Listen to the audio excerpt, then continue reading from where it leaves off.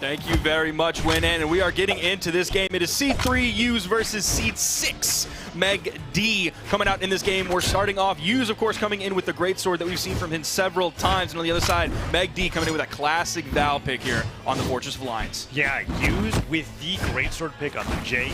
We have not seen too much greatsword representation here at Dreamhack San Diego at all, really, on stream. So having U's bringing us in singles is really great. And Megd on the classic Val pick that once he's locked in singles, I've never really seen him off of. This is going to be a really exciting match because, like you, Sparky, I also think Megd is going to go the distance here in this championship. And whoever wins this is on the winner side of top 8. And here on Fortress of Lions, we've got U's keeping Megd in the air with the greatsword neutral airs and the recoveries. And neither player's really gotten each other into an edgeguard scenario where a huge lead could be obtained just yet.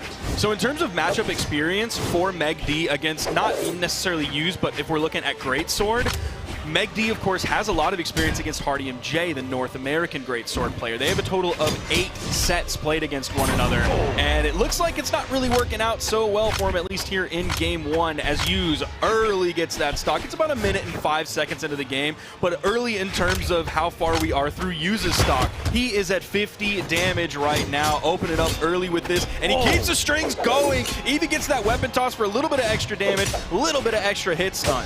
Yeah, and looking at this, Megd doing having so much trouble being able to get in against U's greatsword. It's been purely greatsword coming up from U's. That satellite finisher on that first stock was fantastic, and then he opens it up right away, getting a bunch of hits into a stuff recovery effect. There's that 2 down airs now, kind of playing with the greatsword that we would see spear players do with their pogos. But the thing with the greatsword is if you get that jumping dare in the right place, you can true combo into a nair, which is just so much damage against such a heavy hitting weapon. Yeah, dare nair is such a strong option that greatsword players are always looking for. I feel like we've seen recovery on the greatsword really come more into vogue. Like, people are really understanding when they want to use that, how they can use that more safely than they used to, sort of like after the major greatsword nerf that happened after greatsword's release, where literally everybody and their mother was playing greatsword because it was far and away the best weapon in the entire game. Oh, can Megd even clean this stock? The I don't know, weapon man. throw stops a D-Light recovery. That will finally do it. Gets that true combo off the top of the stage.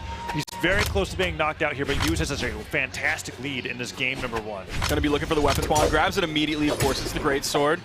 Maybe looking for the dare nair as the option, or those recoveries as the KO option. We haven't seen too many signatures coming out from him, like no insig, which is one of the more popular ones. Neutral air, not going to KO off the top just yet.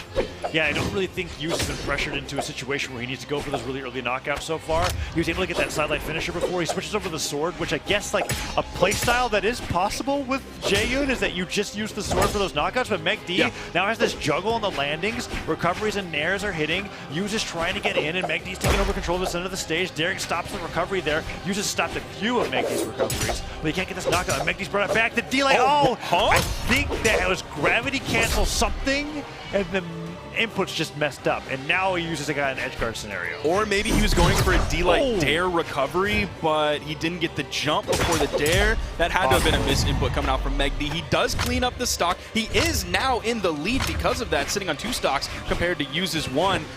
Big note on that side stick from the ledge. We've talked about this on commentary before, but like, Val side stick, if it hits the wall, you get the property where you right up the side of the wall, but if you get the perfect spacing, you technically start the move at the wall, but lurch over the ledge so that you get that dash forward. He caught U's with that, got the edge guard, and took the lead despite going down there to that side air from U's. Even game here in game number 1. And that's what you expect when you have a player at Megd's caliber who has spent so much time on Val, who has that character mastery, that legend mastery on not only the weapon kit, but also the signature kit as well, and knowing all of the ins and outs of those tiny little micro options that Val has.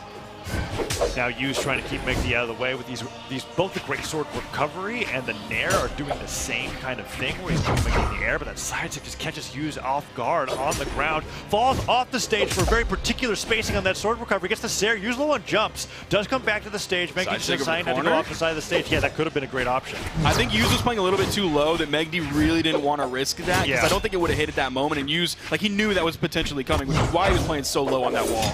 Megd's going for a lot of these grounded side signatures.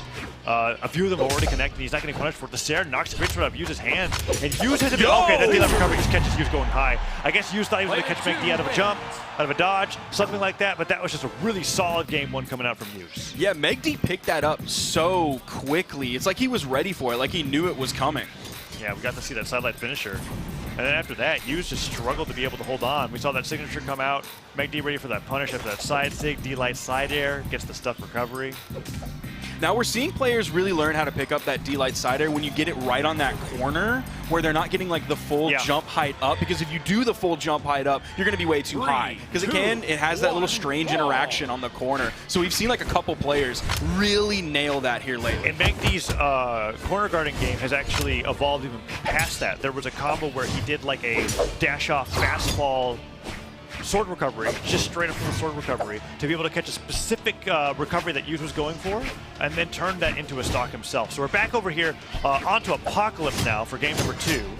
Hughes with the great sword opening up, and he opened up really strong on that first stock, and then Megd just took complete control. I think it was like his sword had over 400 damage, and his gauntlets didn't even do more damage than his unarmed. I don't even remember him really having gauntlets in his hands, he had unless he damage picked them up to then juggle out and grab another sword. It seemed like that was really the only time he had gauntlets. So we could prime that sword. Neutral air's coming out. This time he goes for the GC inline instead of the side air, and I don't know why we didn't see as much gauntlets as we did this game, because look what's going on here, Tazza. Yeah, sidelight and a recovery there works out great for Megd, and that's just something that he's adapting to here.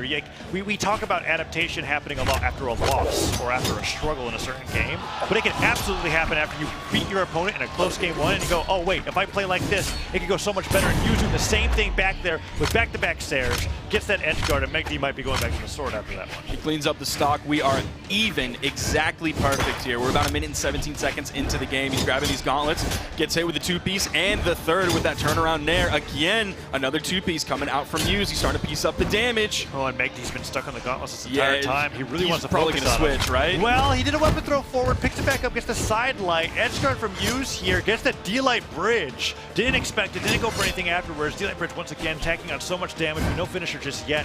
Maybe trying to wait to catch Megd off guard to get an early side light finisher knockout, but that nair and the gravity cancel neutral light, down light, side light. Megd gets a ton of hits on, goes for the weapon throw, and it does hit, but only after Hughes knocks Megd away to go for a follow-up. And the weapon was thrown by Megd, not able to be picked up. Hughes did grab the weapon spawn. It's back over to the greatsword. We could see the stock fall pretty quickly. Just in light straight there. He didn't go into the D-Light bridge or anything like that. Was waiting for that turnaround neutral air for the KO off the top. All right, Hughes with the greatsword, jumping forward with the side air. We got the neutral. Okay, there's the neutral signature, and that just hits so strong, Sparky. He gets that side light opener, and that's a mix-up you can go for. Absolutely not a true combo, but great swords like that in that way, where when you find your openers, very rarely are you going to get anything that's true as long as your opponent has that dodge. You really want to go for what kind of dodge to go afterwards, because that's where you get your tons of damage or even potentially the knockout. And now Hughes is really running away with the lead here in game 2. Side light into side air coming out from Megd here could be huge.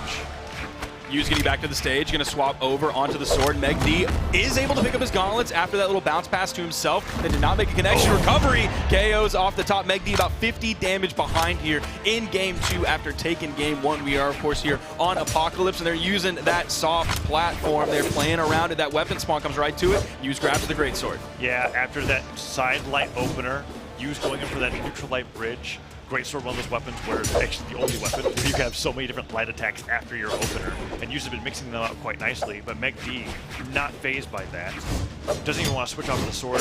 Dodges right in over that side light opener from that poke from Hughes. Gets even more damage, and now he takes the lead. Down air, down light, side air. Sparky, edge guard opportunity here. The sides that could come out this time. I don't think he's going to use it. I think he's going to keep doing exactly what he's doing right now. Megd is not going to go crazy here. He is winning most of these neutral engagements. He's probably about 50 damage, maybe 40 or 30 ahead of Hughes, but Hughes is adding the damage. Oh, that's going to do it! He got the full 3-piece opener, bridge, and the closer. Hughes going to tie up the set. And Hughes doing a great job. That was twice there that we saw him go for, I think it was like neutral light opener into some kind of bridge.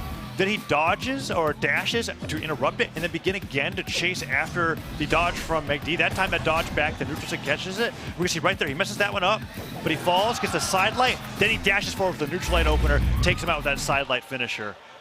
Really well done. Zero damage on the sword. And zero unarmed as well. He is a great sword player through and through.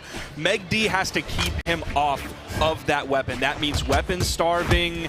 That means trying to KO when you can. If he doesn't have it in his hands, that's when Megd has to go bananas mode. He has to do it on both weapons. anything he can do to shut down this greatsword of Use, to keep this greatsword out of Use's hands, that's his win condition. Yeah, and that dare recovery is so huge, and Use is getting a lot of these 4-piece combos now. He's getting that sidelight opener, watching what Megd's going to do, reacting or reading to it, and then just finding usually the dash forward neutral light opener because it catches them if they're airborne, and then taking them for a ride. Look at that, tries to pivot in for the dodge and read. He's really mixing it up, even though he's not getting it. Just because he's getting the hits and not getting hit back means Use is having huge success here in Game 3.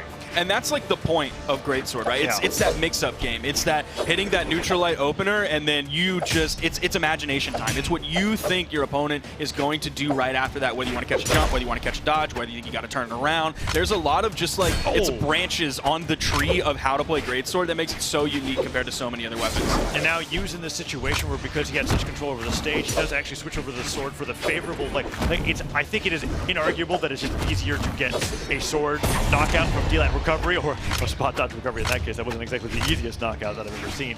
But it makes a lot of sense that Use is kind of like, okay, I'm getting all my wins from the Greatsword. This is racking up damage fast. And then if I have the time, then I'll switch over to the sword to get that knockout. He takes the lead once again, and Megd hits right back with that downline sider.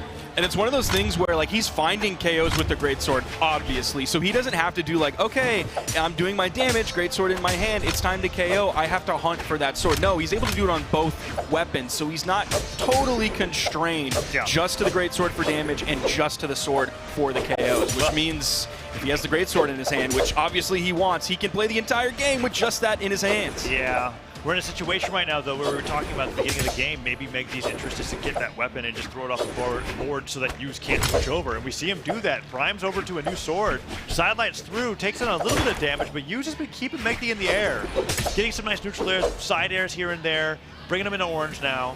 Really close Game 3 here. Megd finally lets that side sig rip. I can't believe he did that. Use was so low on that wall, man. That wasn't even close to hitting. That was a little bit risky. They're just kind of trading back and forth, hit for hit. No major strings coming out. Megd just got 2 in a row. And then it's immediately interrupted, and Use gets 2 in a row, but it's Greatsword time. Oh, yeah. Will we ever see the Val down sig used by anyone unironically? No way. I don't think so. No way. Absolutely not. That side sig is so good. I think we'll see more unarmed down sigs than we will see Val down sigs there, but that's a great lead from Megd. Really brought it back almost entirely off of the moment where Use was on the sword, and he's still stuck on the sword here because he had picked up that Greatsword when he went down to that side signature. And it doesn't look like he's prioritizing switching to it too much, despite what we know of what happened in game number 2, which was a pure Greatsword victory. Yeah, because even when they have sword in their hand, like it's trading hit for hit, so they're essentially going even until Megd gets like a little bit of a lead, and then now he picks up that Greatsword, and is he going to clean this one up? Yep, GCD light into the ground pound after that Greatsword down air, and that was all she wrote for that one. Easily able to swap back over to the Greatsword, and I believe Megd's next weapon is going to be the gauntlets, which means, oh no, it's the sword. Okay, if I was Megd, this is what I want. Yep. I want to play my sword into Use's Greatsword, or my sword into, maybe even the gauntlets as well, if Use has the sword or nothing in his hands. He's got to be really careful about playing on neutral things like that, though. Sidelight comes through. I honestly give Use advantage in this head-to-head when he's got the ground, just because Megd is so very clearly afraid of approaching Use on the ground. We haven't seen Use go for these dash-forward downlight openers anytime soon. He's been getting a lot of these sidelight openers when Megd's on the ground, or a neutral light when he's in the air. But Use can get that extra range and go for that distance if he really wanted to. Megd's not letting him have that. And especially in the vertical game as well. Like, you don't think of sword for down air. When you think of sword like neutral air in the vertical game, it's like, yeah, maybe the juggle from time to time. But if you're looking at sword down air versus Greatsword neutral air, I'm giving priority to Greatsword neutral air. At least that's what we're seeing from Use so far. And there's that recovery. Absolutely recovery, for sure. The recovery just doubling up is just an extra reach on that. A little bit more risk if you missed it, but Use has been doing great so far. But damage deficit. Megd's got him at a point where a D-Light Cider might do it pretty soon. Falls to the neutral air, Use boxes him away. This is a point where both players, I think, might let a signature rip. The side sig could be huge to the landing, puts it the neutral light instead, and Use can't get back to the ground. Does touch, get his jumps back. No hits so far either way. The neutral light goes into an edgeguard scenario. Let's see what Megd can do with this. D-Light Cider disarmed. That's huge, Sparky. Now here is the moment where I could see Megd going for the down signature on sword if they're like stacked right on top of each other, just letting that rip, hoping all of those active frames, but it won't matter. D-Light recovery. Use is going to go up 2-1 as we head into game 4. All right, Sparky, this is huge. Use is got Megd at match point. Megd is in both of our predictions, right, to go into that top 3 spot because we're believing in how well he's playing so far. But Hughes really silencing our commentary. Yeah, look at the great split. sword, right? That's a sword favored split, but still a split regardless with that 628 damage dealt. Has brought Megd to the brink here. And Hughes, I think, out of all the South American players that were being looked at to get into top 3, if they were in the predictions at all, I don't think Hughes was included in any of them, right? Like, we weren't really thinking about Hughes being the one to make it on the winner's side of top 8 here, but he's 1 game away. So, like, with that choice that a lot of people made is, like, kind of has a greater pedigree, at least in terms of international competition, because this is Hughes' first time to go internationally to a LAN that wasn't done in Brazil. Right. So there's that side of it, but also Hughes is coming off the spring championship victory. That is an excellent point. Yeah, it kind of it completely blanked on me that Hughes qualified for winters, but so there's 2 sides of the Hughes coin. Because Hughes can make it to springs now, and is doing so well here at San Diego. Oh, right. Yeah, it's all coming together. And against Megd, who is, I mean, you ask anybody in North America, and Megd will put your wits to the test in Brawlhalla, right? In particular, he could be one of the most exhausting players to play against because we've seen the consistency that he has where he's like, okay, if this is how I'm winning against you, I am not changing anything until you prove that you can do something about it, right? So like it took until game 3 before we saw him use that side sig off the side of the wall. And Hughes has now brought Megd to game 4 with a 2-1 score lead.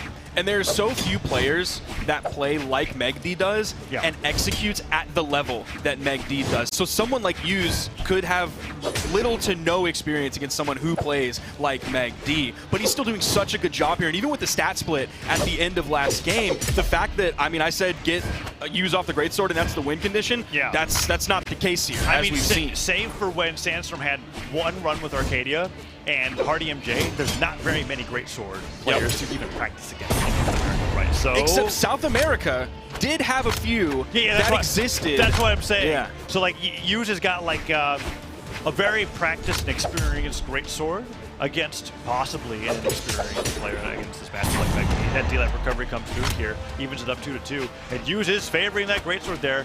Does he prime it? Okay, he does. He actually snatches that sword away from Megd, throws it to the side, has the greatsword here, so that in case this gets knocked away, he has another one ready to go. Hughes wants this entire stock to be out the back of his greatsword play. Putting a lot of space between him and Megd. Megd doing the same thing between the two. You saw he's 2 jump heights up against Hughes. He just like can't get in vertically against Hughes. He has so much trouble doing that. He has to land before he goes in with the side light into the neutral light. Yeah, and Hughes has been reading when Megd wants to land on top of him with these neutral lights so well that Megd can't even consider falling down with the dare or neutral there. Even the nair, if you have the right spacing and you get the backswing, you can pop people up off the ground. Really hard to do, but it's something that you can go for. And Megd doesn't even have that option. Hughes getting that dare, doesn't get the nair right afterwards, and that downlight opener getting punished by Megd on the gauntlets, which we haven't seen since game 2, and now he's thinking maybe this is the answer here because his back's against the wall against Hughes. There's a nair. Hughes, dash forward, dash back, goes a little bit too far for that side light, and he gets punished for it. I can't believe Megd was able to get that out and get behind Hughes before he went in. That's going to hurt. Oh, I can't believe he was high enough in the air to not get hit by that final finisher there. I was hoping he was going to fall down to the sidelight finisher because that would have guaranteed it would have been done for sure. Oh, no nair after the down air. I don't know if he thought there would be a complication there with the soft platform being in the way. Yeah, possibly. Hughes bring out, okay, sidelight gets the dare there. Hughes with a fantastic combo, and we're seeing him really mix up. That goes for that sidelight bridge into the jumping dare nair, really catching Megd off guard and seeing him flying. Now has Megd down to his winner's bracket stock. Megd though, a D-Light recovery away. Oh, but that's a ton of damage. Gets that downlight bridge. Sidelight again. Hughes dashing forward, dashing back, trying to catch one more. Sidelight gets the neutral light, which is going to go for a bread and butter right there. There it is, Sparky. That neutral light finisher. There's a ton of damage, and you get more damage on that move when you don't gravity cancel it. When you get it from that 3-hit combo, that's when it's most powerful. Dude, Megd just straight up cannot get in. You can't. Hughes literally turned his back to Megd, and Megd still didn't have the spacing to get it. D-Light recovery, finally going to take off the top, even with that low strength of Val and the high defense. That's the second time that we've seen Hughes go for that side signature read and Megd be able to get that D-Light recovery right afterwards. Hughes probably thinking after that one, and by the way, he had that greatsword climbed for a good 2 minutes. Comes in with a fresh greatsword, he's like, okay, I don't need to commit to those signatures. I just have to use his winning neutral game to be able to take Megd down into this last stock. Because if it goes to game 5, Megd might be able to knock Hughes into the elimination. elimination bracket. That weapon spawns over there. They're completely ignoring it. Double recovery almost comes through sidelight. Oh, he doesn't get the dare to dare. He wasn't believing the sidelight finisher there, but that's a ton of damage on the Megd. Oh, I thought that was going to be it right there. I thought we were going to get like a stack neutral sig coming out from Hughes. He didn't think he had enough time to get it off, and he was probably right. He has Megd in the red, swapping over onto the sword. We've seen a couple sword neutral sigs come out. He may just try and take it easy with the D-light recovery. There's the sidelight. They're just kind of jockeying around one another. Megd getting Hughes into the orange. This isn't a lost game by any means. Oh, but he switches over to the greatsword in an effort to keep Megd disarmed. Nice timing, knowing disarmed. when the weapon spawn was going to come through. Didn't pick the Oh, greatsword and it's back to the up. other side. He gets it again. No follow-up though after that neutral light opener. He's waiting for the new. Okay, he wants the sword. He picks it up, and the D-light recovery comes through. But Megd keeps getting hits and not getting hit during this. He's almost got. He could get this finisher with the side stick. The D-light with the recovery. Oh, it's a wake up recovery, and Hughes popping off after that victory as he gets a huge upset and gets to the winner's side of San Diego to represent South America. That is massive. That is absolutely huge for Hughes coming into this one. He is, I don't know if that's it's an upset when you give it context of like this being for me, first international LAN, first like open invitational, or sorry, non-invitational open LAN, because Hughes is technically coming into this one seed.